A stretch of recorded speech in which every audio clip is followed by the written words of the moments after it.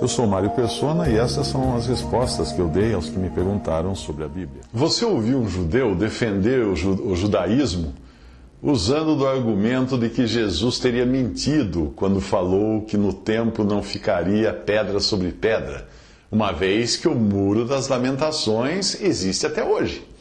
Esse foi o argumento. Eu nunca tinha escutado esse argumento, mas o fato de alguém usar um argumento assim só mostra que o seu ódio contra Cristo pode ser tamanho que até leva uma pessoa a se candidatar a um atestado de ignorância ao fazer uma afirmação dessas. O templo foi sim todo demolido, todo destruído, não ficou pedra sobre pedra, como Jesus havia previsto. A passagem diz assim: ao sair Jesus do templo, disse-lhe um de seus discípulos: Mestre, que pedras, que construções! Mas Jesus lhe disse: Vês estas grandes construções? Não ficará pedra sobre pedra, que não seja derribada. Marcos 13, de 1 a 2. Eu li em algum lugar que os soldados romanos teriam ateado fogo ao templo, que era todo revestido de madeira coberta de ouro, e no incêndio o ouro se derreteu e se infiltrou nas frestas entre as pedras da parede e do piso. Com o desmoronamento da cobertura, que era também de madeira e revestida de ouro por dentro, toda a construção veio abaixo, todo o ouro se derreteu no incêndio. Então os romanos fizeram um trabalho cuidadoso de demolição para raspar de cada pedra o ouro que havia se derretido e infiltrado entre elas.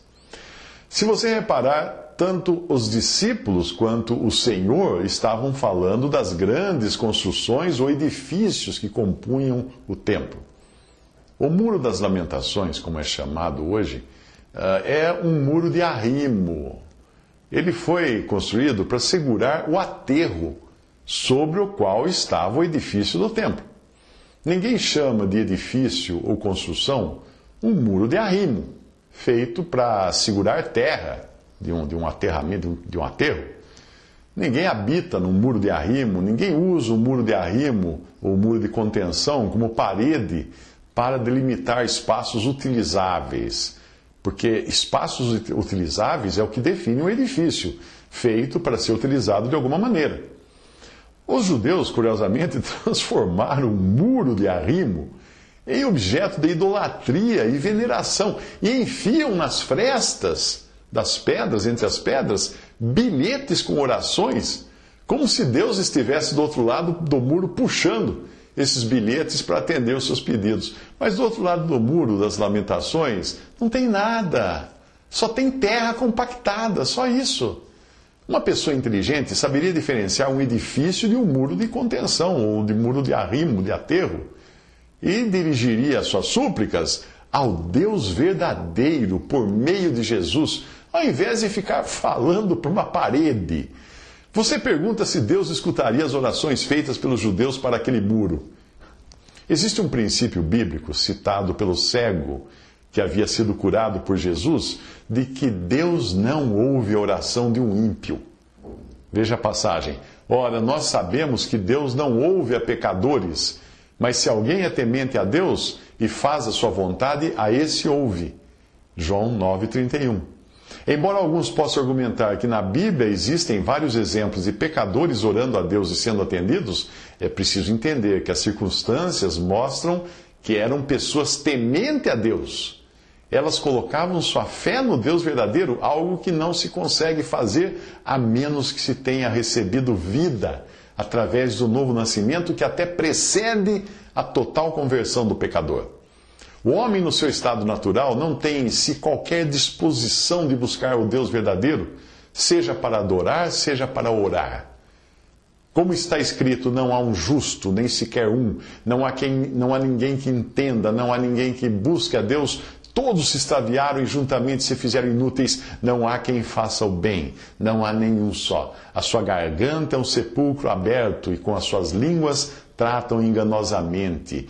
Peçonha de áspides está debaixo de seus lábios, cuja boca está cheia de maldição e amargura.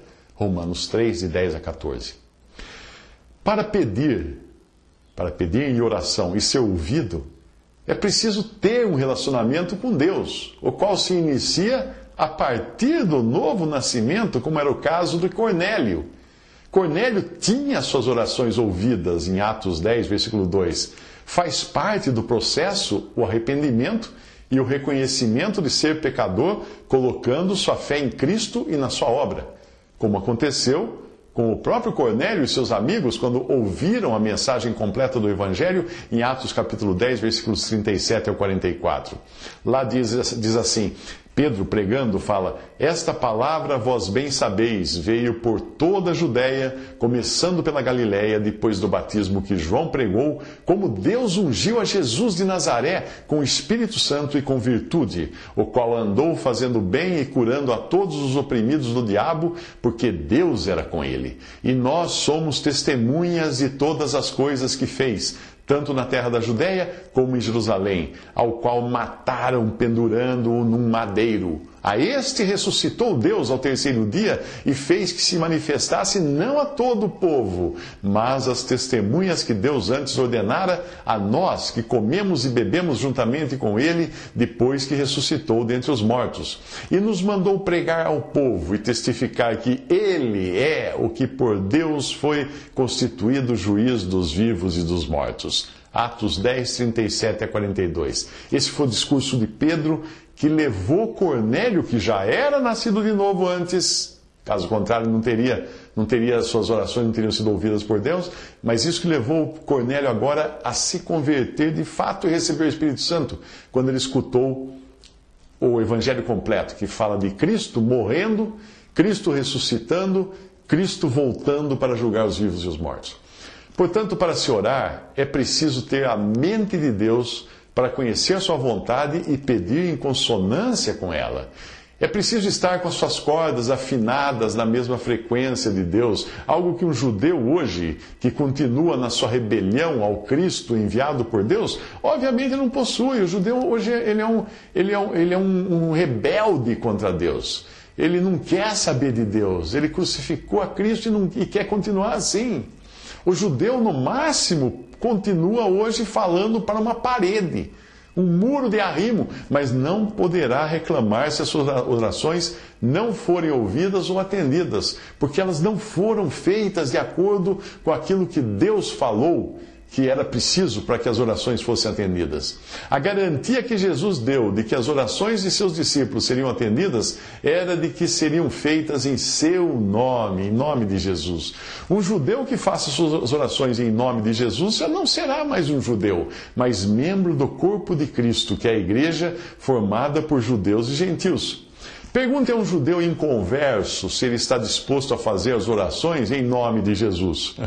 Ou melhor ainda, fique em frente ao Muro das Lamentações, orando em voz alta em hebraico, em nome de Jesus, para ver se você vai receber aplausos e tapinhas nas costas daqueles judeus religiosos que estão ali.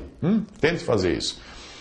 E tudo quanto pedirdes em meu nome, disse Jesus, eu o farei, para que o Pai seja glorificado no Filho. Se pedirdes alguma coisa em meu nome, eu o farei. João 14, de 13 a 14. E naquele dia nada me perguntareis, continua Jesus dizendo. Na verdade vos digo que tudo quanto pedirdes a meu Pai, em meu nome, Ele vô-lo-á de dar. Até agora nada pedistes em meu nome. Pedi e recebereis, para que o vosso gozo se cumpra. Disse-vos isto por parábolas. Chega, porém, a hora em que não vos falarei mais por parábolas, mas abertamente vos falarei acerca do Pai.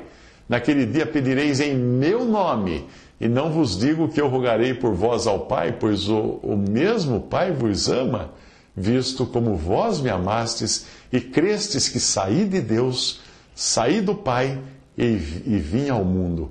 Outra vez deixo o mundo e vou para o Pai. Disseram-lhe os seus discípulos, eis que agora falas abertamente e não dizes parábola alguma. Agora conhecemos que sabes tudo e não precisas de que alguém te interrogue. Por isso cremos que saíste de Deus. Respondeu-lhes Jesus, credes agora? João 16, 23 a 31. Se você ainda tem dúvidas quanto ao sentimento que impera no coração dos judeus inconversos, em relação ao Deus verdadeiro e a Jesus, seu Filho, leia com atenção esse diálogo entre os líderes religiosos do judaísmo e Jesus. São os mesmos judeus que, tendo entregue Jesus para ser crucificado, lançaram sobre si mesmos uma maldição que permanece até hoje. O seu sangue caia sobre nós e sobre nossos filhos. Mateus 10, 25. Veja o diálogo que Jesus teve com eles. Bem sei que sois descendência de Abraão, contudo procurais matar-me, diz Jesus a eles, porque a minha palavra não entra em vós. Eu falo do que vi junto do meu Pai, e vós fazeis o que também vistes junto do vosso pai. E eles respondem, o nosso pai é Abraão. E Jesus diz, se fosseis filhos de Abraão, faríeis as obras de Abraão, mas agora procurais matar-me a mim, homem que vos tem dito a verdade e que de Deus tem ouvido? Abraão não fez isto. Vós fazeis as obras do vosso pai. Aí os judeus dizem, nós não somos nascidos de prostituição, temos um pai que é Deus. Se Deus fosse o vosso pai, certamente me amaríeis, porque eu saí de Deus, vim de Deus, não vim de mim mesmo, mas Ele me enviou. Por que não entendeis a minha linguagem? Por não poderdes ouvir a minha palavra. Vós tendes por pai ao diabo, e quereis satisfazer os desejos de vosso pai. Ele foi homicida desde o princípio, e não se firmou na verdade, porque não há verdade nele. Quando ele profere mentira, fala do que lhe é próprio, porque é mentiroso, é pai da mentira. Mas, porque vos digo a verdade, não me credes. Quem dentre vós me convence de pecado? E se vos digo a verdade, por que não credes? Quem é de Deus, escuta as palavras de Deus. Por isso vós não as escutais, porque não sois de Deus. E os judeus... Não dizemos nós bem que é samaritano e que tens demônio? Jesus lhe responde, eu não tenho demônio. Antes honro a meu Pai, e vós me desonrais. Eu não busco a minha glória. Há quem a busque e julgue. Em verdade vos digo que se alguém guardar a minha palavra, nunca verá a morte. Aí os judeus retrucam, agora conhecemos que tens demônio. Morreu Abraão e os profetas, e tu dizes, se alguém guardar a minha palavra, nunca provará a morte? És tu maior do que nosso pai Abraão, que morreu, e também os profetas morreram? Quem te fazes tu ser? Jesus diz, se eu me glorifico a mim mesmo, a minha glória não é nada. Quem me glorifica, meu Pai, o qual dizeis que é vosso Deus. E vós não o conheceis, mas eu o conheço. E se disser que eu não conheço, serei mentiroso, como vós. Mas conheço e guardo a sua palavra. Abraão, vosso pai, exultou por ver o meu dia, e viu-o e alegrou-se. Aí os judeus, surpresos, ainda não tem 50 anos e viste Abraão? E Jesus responde, em verdade vos digo que antes que Abraão existisse, eu sou. Então pegaram em pedras para lhe atirarem, mas Jesus ocultou-se, saiu do templo, passando pelo meio deles, e assim se retirou. João 8, 37 a 59. Visite respondi.com.br. Visite 3minutos.net.